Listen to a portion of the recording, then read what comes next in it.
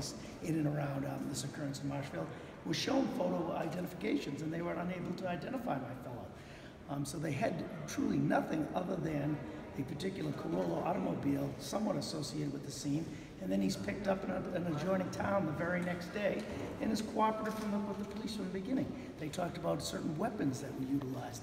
They were talking about a cutting instrument, and then they talked about a firearm. None of those were covered. You never heard of the clothing matching descriptions given by the witnesses, and you never heard of those particular implements, the gun or any cutting instrument found on my client. Or did you see any evidence of such a horrific scene in and about my client? So you don't attach him with that anyway. I'd agree that he was in Whitman, and that's about all I could agree. I'd also agree that after having been put on a hard bench overnight, not getting any sleep, not being fed, and being kept in handcuffs, that he was unable to appropriately proceed with this arraignment today. I don't think it should have proceeded. I think he should be further looked at. But he's pled not guilty. He has not been identified as far as I'm concerned.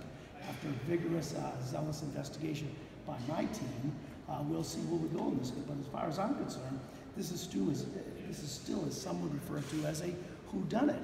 They haven't identified this fellow. The police had called the mother earlier in the day and told her, "We believe your son is involved in the shooting." Mother's upset, and she said, "I hope my son's not involved in that shooting." In the district attorney's office, what I would submit grandstands to a particular degree, indicating mother identifies him as some type of shooter. He's never had any domestic violence issues. He doesn't have a long criminal record. He doesn't have a history with her of any domestic violence.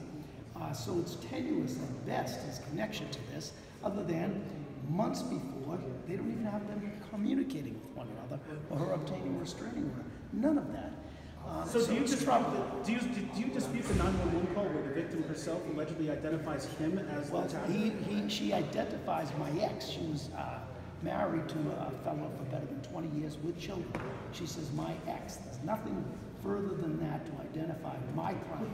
She doesn't do it by name. He isn't seen in the area. He isn't identified as that person. In fact, one of the witnesses describes a very thin man. For what you could see of my client, he's not a thin man. Another witness identifies my client as having light or blonde hair. He doesn't have either of those. They further made a suggestion in the district attorney's office, which is very troubling, about saying the cutting of the hair. There's no evidence of that whatsoever, of him being identified as having anything but the hair. He's come to court with today, or he's brought to court. So there's a lot of things I'm questioning. Did he steal the Ram truck? I don't have any. I didn't have any. What's he doing in a Ram truck at a Dunkin'? That's a terrific question. Probably getting coffee. And what about the implication that he was stalking that stop sign? I mean, again, that's left to be determined. Stalking is, they don't have a person placing him there in and around the area. Perhaps he lived in that. He lives in and around the county. Have you heard, worked around the county? They don't have him connected to this. The chief yesterday said that he was definitely in there the days before, and they documented that by saying that he was collecting fans. Well, he may be in and around the area. He reports to some degree being homeless, and then I hear district attorney suggesting he has a roommate who's suggesting these things. So there's a lot left to be determined. I hope the public keeps an open mind, gives this fellow a fair day in court, and even gives me a chance to argue bail at some point in time. But thank you. So you didn't have an opportunity to talk to him today? Not enough that I could go ahead and bail. That's good. And then what were the He's having a tough time. He hasn't been fed. He hasn't had any sleep. So there's a lot of concerns that I'm not going to address right now. Can you say it's spelling your name? Yeah, no, you can tell me. Oh, thank you. Segadelli. S-E-G-A.